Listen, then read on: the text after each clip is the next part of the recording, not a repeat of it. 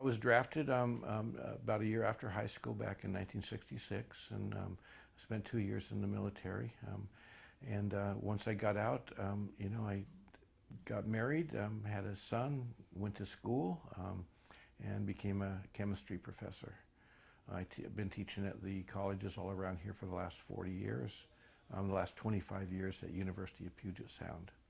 I'm also known as the Wizard because I do lots of chemistry magic, explosions and fire and color changes and such. It was actually my teaching where I started to recognize my ALS symptoms, where I couldn't hold the chalk, I couldn't hold my arm up to the chalkboard, started losing strength in my hands.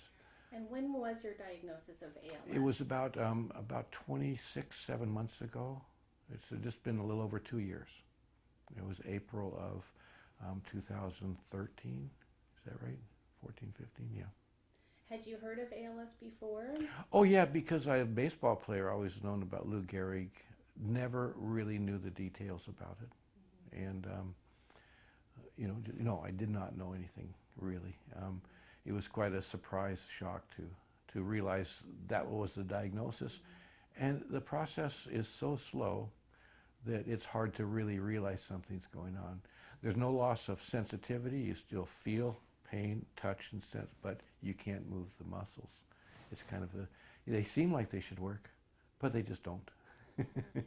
I've so far lost the function of both of my arms and have a little bit of grip in my fingers, but I'm losing that quickly. I do have quite a bit of function in my legs and can still walk, and my breathing's doing good. My swallowing's good. Those are symptoms of the process of the disease. I refuse to say progress of the disease. It's a process of the disease. No progress here. It's a digress. Tell me a little bit more. When I first met you, you expressed to me that it would be rewarding for you if you were able to continue to access technology and to be able to experiment with some things and use your background, which is very unique, to help other people explore technology.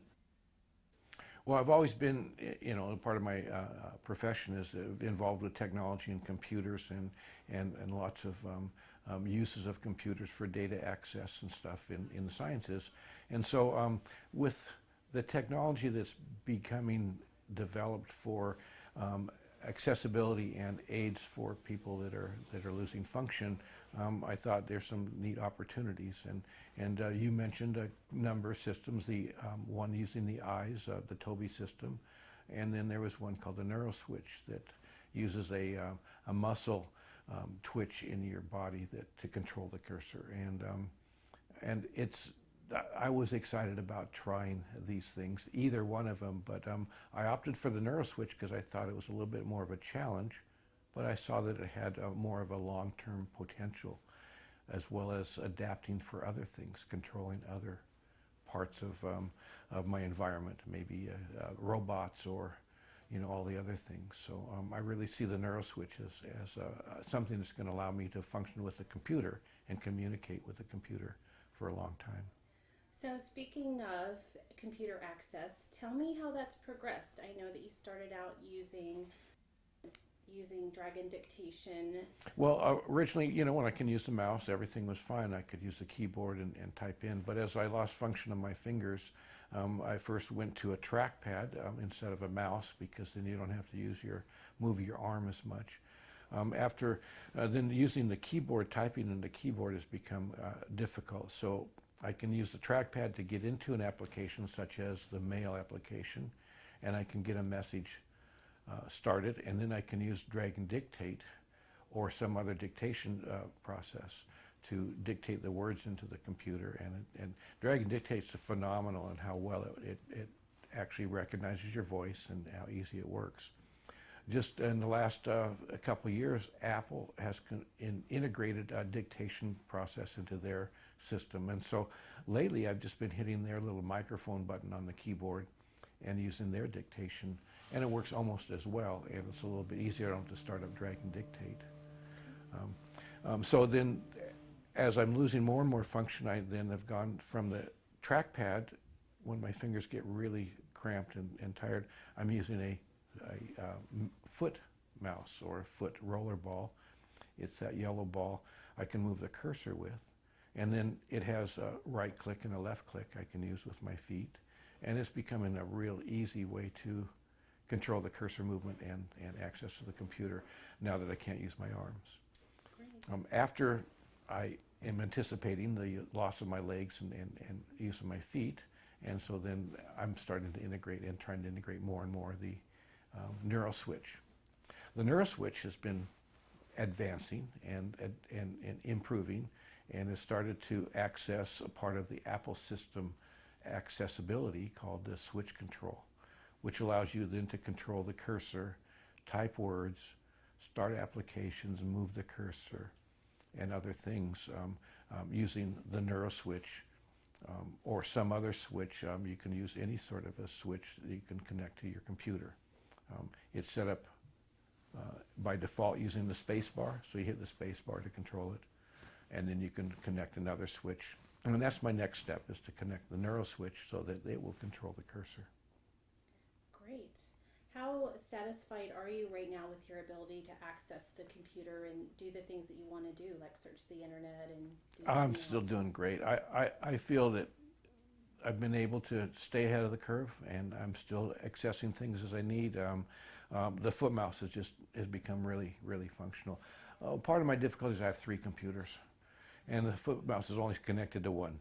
And so to run the 3, and so it's part of my nerd difficulties is all these computers running at the same time, different applications.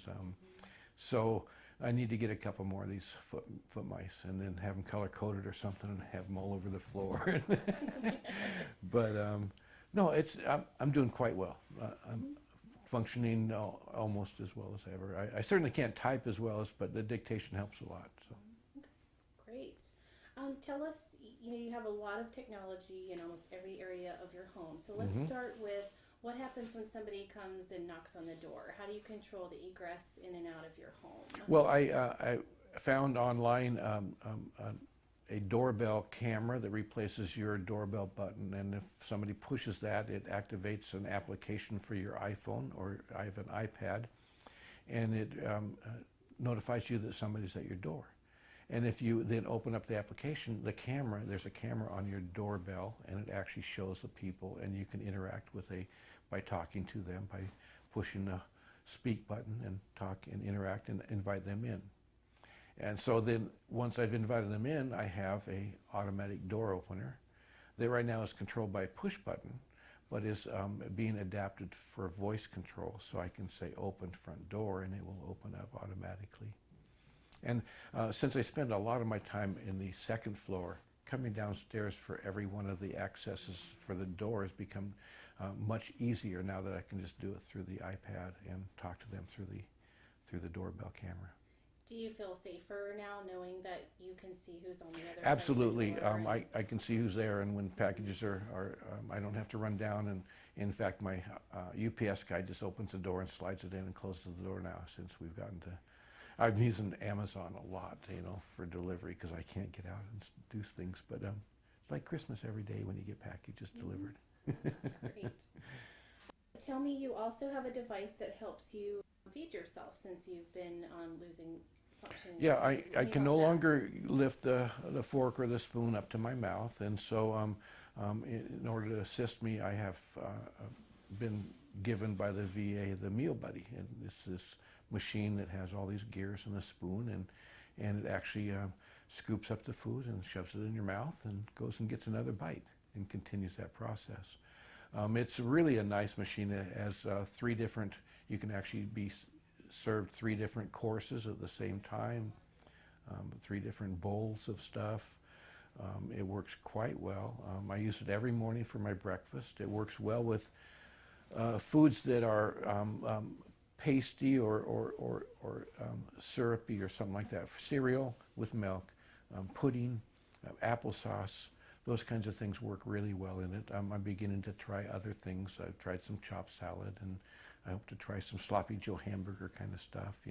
Anything that kind of continues to slide back down into the bowl, the spoon will continue to pick up. It works great. It really is a really functional and assistance to somebody without that arms. And then your caregiver doesn't have to sit there and put it in your mouth, and you don't have to feel like Mikey in the airplane. I feel like I mean, how do you feel about having people have to do things for You know, you for don't want to lose that Mm-hmm. independence, and that's what all these tools are allowing me, is to maintain some of my personal independence. And you know, that's been one of the hardest things, is to give up and accept the help from somebody, getting dressed, getting washed, those kinds of things. But again, um, I have things that are helping me a lot with technology. So tell me a little bit more about your bathroom. I know you have a lot of Well, right after I was diagnosed, I had a flood in my bathroom and had to remodel it. And so with some help, I actually anticipated some of my needs. So I put in a ADA toilet, ADA vanity that's a little bit higher, with a sink that I can access, and then it has a automatic touch faucet, so I just can get my hand up near it and it turns on and it turns off automatically. I have a soap dispenser. I can just wave my hand under it and it squirts out some soap, and all these things are, you know, since I cannot get up and turn the knobs on the water faucet, this thing's been really helpful. I also have my shower all set up with the bench in there to sit down on, and the side sprays and a handheld thing to help me when my caregiver has to wash me and stuff. But the most impressive and I think the most functional thing has been my bidet toilet seat. I replaced the toilet seat with a bidet toilet seat, which has these functions and a remote control that will, after you've done your business, will rinse off your bottom with sprays of different forces and widths and temperatures, and then it has an air dryer and it dries you right off. And for somebody that can't use your hands to clean yourself and to allow the dignity of being able to do it yourself and not have to have somebody do it. And also, you know, the times I'm up and doing those things, I don't have other people around. So the bidet toilet's been really a great aid, and I encourage anybody, even functional people, to get one. I think they're just sanitary and very easy to adapt to. Very easy to adapt to. Sounds great. I want one. So you have some construction going on right now. Tell me more Yes, about that. well, I live in a three-story house, the basement, main floor, and second floor, and most of my functioning is on the second floor. My bedroom, my bathroom, my computers and office are all up on the third floor, or second floor, and so up and down the stairs. Right now, I can still go up and down the stairs. I don't have my arms, so I have to be careful about balance, but I can still do it. But in anticipation of not being able to do that, I'm having an elevator put in with the help of the VA and their SAH grant, Specialized Adaptive Housing Grant. And so I'm having a three-story elevator put in so I can access all three floors, including my basement and backyard. It's going to be, I told them it had to be big enough for my wheelchair and two grandkids so we can play in the elevator. And it's going to come up and right up into my office and dump me out there, or come down here into the living area and then also into the basement. Great. Tell me about your various seating options. You have a few. Well, in my living room, I have this recliner, but it's a manual one, so I have to pull the lever up, and that's becoming difficult. So I have an electric chair. Wait, it's not an electric chair. It's a chair with electric power. Electric chair's a different thing. And it actually lifts you up with a remote control almost into a standing position, so you can slide right out of it when you can't lift yourself up. That's going to be able to do the lifting. It also then, with the other button, reclines you all the way back to a reclining position. And it's really nice. I got a tray that is mounted right next to it with a handle to help you get up with, and a little tray that swings in and out that I put my food on, or my computer on, and I can swing it over in front of me and swing it out of the way and stuff like that. I also use the same tray in front of my wheelchair to use my Meal Buddy. My Meal Buddy's on a cart, it's a little utility cart, and I cut out the side so I could adapt it to that, and then I can move my Meal Buddy into different rooms. So I can sit here in the living room and watch the news while I'm eating my dinner, or I can move it into the kitchen while I'm eating my breakfast or whatever. So that's become another aid, the little cart. I mean, all these little things that don't seem like much really become quite functional. You know, I've talked about my pants puller downer, you know, but those kinds of things, and the automatic water faucet, they're neat things, but they're so nice for somebody that can't do anything with their arms and stuff. You mentioned you've had a power wheelchair for a while. Mm-hmm. Tell me more about how that's going for you. I know at first you weren't using it as much because you were more mobile, and you're using Well, it you know, more you now. don't want to stop walking, or you don't want to stop functions, because then you might not continue them. And so I'm still trying to walk, but I am really low energy. So anytime I need to go someplace, I have a van, again, from the VA, that is a wheelchair accessible van with an automatic ramp. And then the wheelchair I have has a bracket installed under it. It's so that I can drive that right into the van. I've been using my power chair a lot more to take my dog for a walk and stuff like that down the street. We can go down to the park and stuff like that. We can't go on the trails with this wheelchair, but I do have a wheelchair that allows me that accessibility that I'll show you in a minute. So I've been using the wheelchair more and more, and I started bringing it in the house so I can get comfortable with driving it around the house and stuff. I have access through the garage with a wheelchair ramp that kind of serpentines through the garage, and so I can go out through the garage door and right outside into the driveway into my van, and everything's working quite well. Again, the wheelchair ramp was another VA thing. The VA has been so helpful with all these aids and help and technology. It's been great. Great. Tell me, are you able to get in and out of the van by yourself? How do you do that? So the van has one of the little buttons, you know, that you can open the doors with, and there's one that opens the side door, and the ramp automatically comes out. And then I can drive my chair right in, and there's a little bracket that I can drive it onto the passenger side, and it locks right in. And then I can close it up, and my dog gets in the back, and somebody has to get in and drive me around. I've been trying to figure out how to drive that without my arms, but not yet. And then how are you doing with your power chair? Do you still control that with your hands? Or are you That's, looking at again, eventually I'm switching still it? able to control my power chair with my hand because I can move my fingers a little bit, but it's becoming quite difficult to go very far because my hand gets very tired. Okay. And so I'm looking forward to get some adaptations for foot controls for it. Okay. I think in a couple of weeks, I think I have an appointment with Mary G, the OT, to go in, and I think Mike's going to be there from Permobile. Oh, great. Okay. So tell me, I know that you have another chair that's very unique called the... It's called the Action Tracker. I actually have one called the Action Track Stander, and it's a wheelchair with tank tracks, treads on it, so that you can drive over all sorts of terrain, sand and mud, and down the trails and through water and stuff like that. It's allowed me to go down to the park and go along the trails that go along the beach and stuff like that. It's really nice, and it goes almost any place, certainly places that the wheeled power chair will not go, up and down steep inclines and across roots and rocks and stuff like that. It's really quite functional. And then the other wonderful ability of it is that it will strap you in, chest and legs, and then stand you upright to a standing position so you can stand up, and it's got a gun rack if you're a hunter or a fishing pole holder, and you can just stand up and actually feel like you're functioning out there, and rather than the sitting position.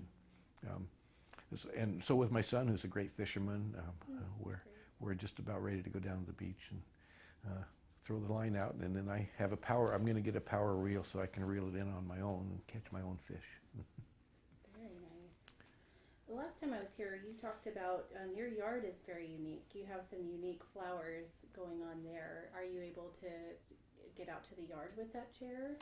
Yes, right now, because of the construction, it's kind of blocked off. But that's the neat thing about the track chair. It'll take me down any pathway, and I have a little switchback trail to the backyard that I can get down there.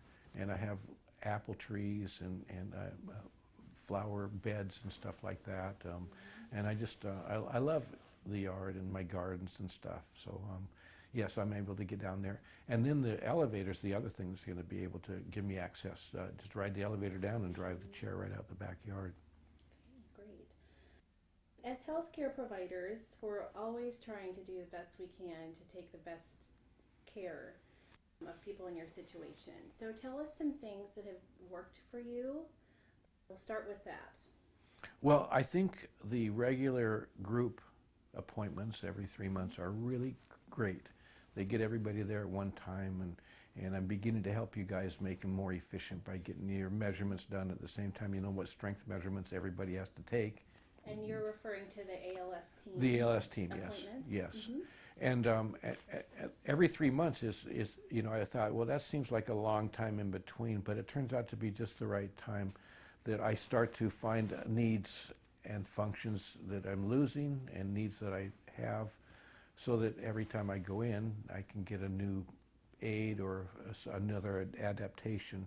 The last time I was in there, I tested a new eye gaze computer control system, the single eye gaze, with Pat Weber. And the eye gaze edge? The eye gaze edge, that's right. There's the Tobii system, and then there's the eye gaze edge. And the eye gaze edge was really a neat experience to try that. All of this technology and all these things are really, really fun. As well as, you know, monitoring my health and stuff. They keep checking my lung capacity and such, and prepare me for things. They're trying to get me to get a cough assist machine to keep my lungs expanded. And I, again, always try to resist that lack of independence, but you know, you have to acquiesce and give in and start going with it, because you know, you need it. And if you know, my quality of life is great, and that's one of the things that the ALS group and the technology has been helping me, is maintain my quality of life. And that's what people want, even if they get to be a paraplegic or quadriplegic. If they're still functioning, and you know, that's what's going to keep them going and happy and such. And even though I can't use my arms anymore, I'm happy. I'm enjoying stuff. And again, technology has been great. Do you find one thing that we struggle with as providers is, you know, when is the appropriate time to talk to people about some of the technology and adaptations that can help as the disease progresses? Or I know you have a different... Well, I think some people have a hard time accepting the situation.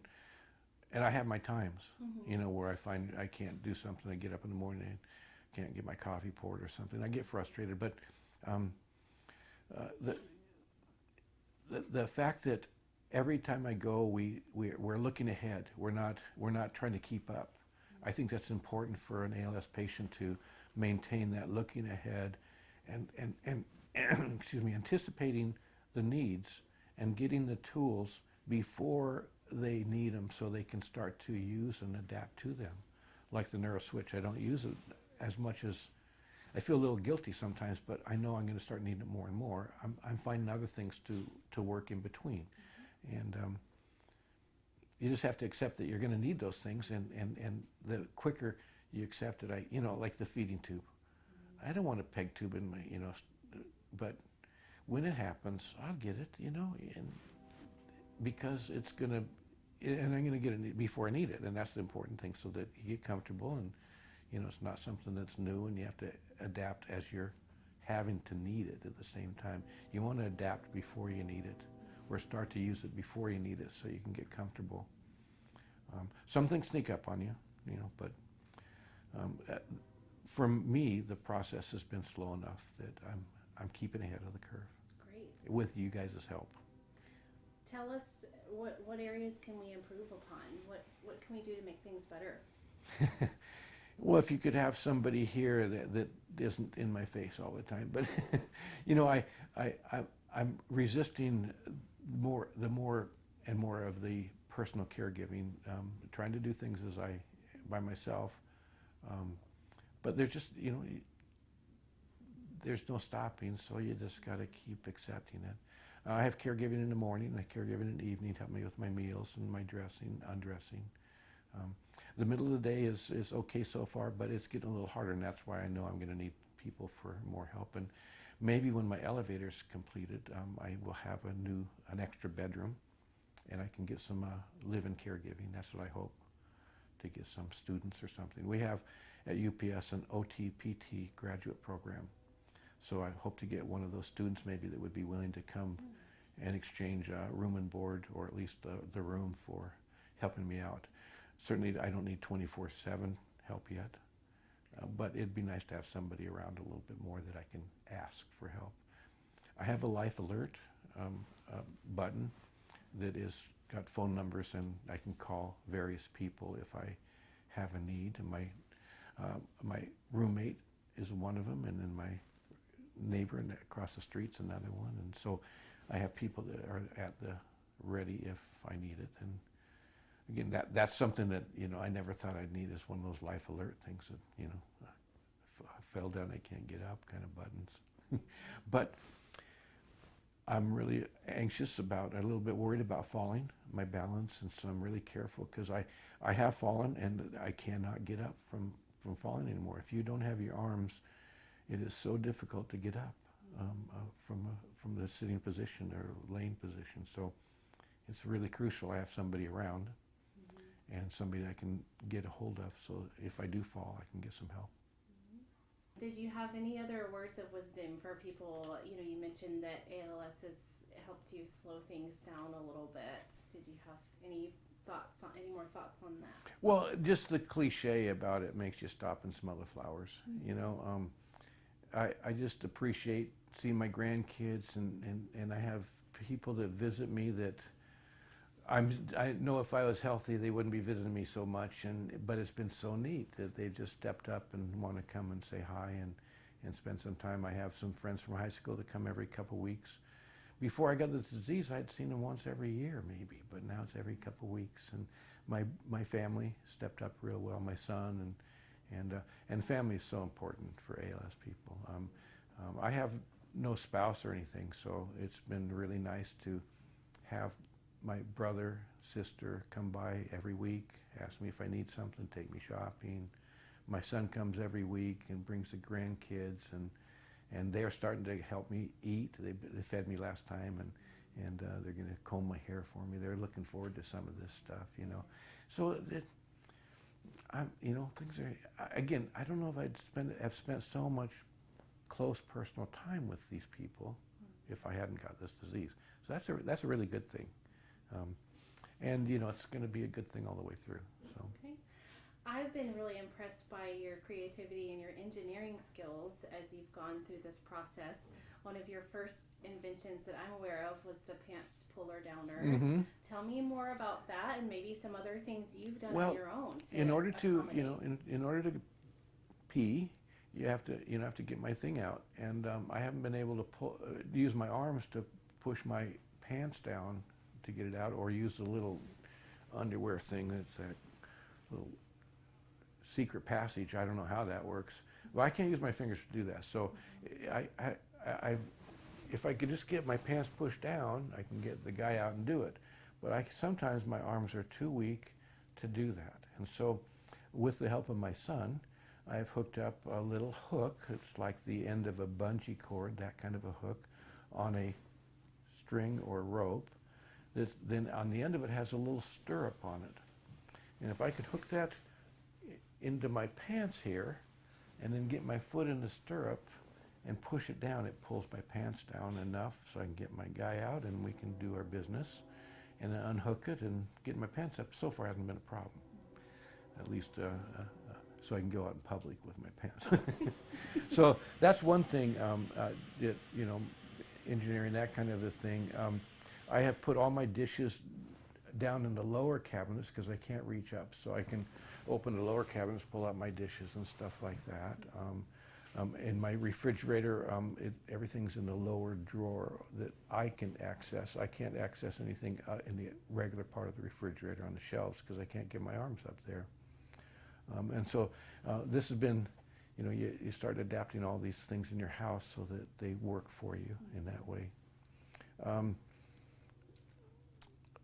I guess I've been using a neck brace because your neck gets weak. I've been working with my son on one. In the future, I will lose function of my neck and not be able to hold my head up. So we've been working on similar thing to the pants puller down or a head puller upper. Maybe a bungee cord hook on the back of your head that pulls your head up with a little bungee cord that you can kind of bounce it up and down. That's great. We'll see. I understand that there's a neck brace in development that has under the chin some bellows that with a remote control you can inflate them and lift your head and deflate them and let your head down. So I'm looking forward to, if not finding out about that one, making my own. But that's the thing, you try to adapt things so they will work for you. There's adaptations. I have a rocker knife. I don't know if you know what a rocker knife is, but because I can't lift my arms up, but I can push down if I can get up. So I have a little step stool that gets me up to the counter so my arms are above it, and I can push the rocker knife down if I can. But again, I'm losing the function of my grip, so I'm losing that ability. But those are the adaptations I've been making to this point. Just you find something that works and you try to improve it. And so far everything's been working. I don't want to get to that point where I need call somebody at 5 in the morning to help me pee. So that's where the pants puller downer really comes in handy. Great. Having that thing in those times. And out in public and stuff like that. I take it with me every place. And as everybody with ALS knows, straws. I use straws. I have so many different kinds of straws. I have straws that are 2 feet long, some of them straight, some of them with the little bendy parts. I have straws that are maybe a ½ inch thick, so you can suck up pudding and soup and stuff in them. And then I have straws, the regular straws. I mean, those things are really a wonderful need for people that I can't lift my glass up, so I have to lean over and use the straw and stuff. Great.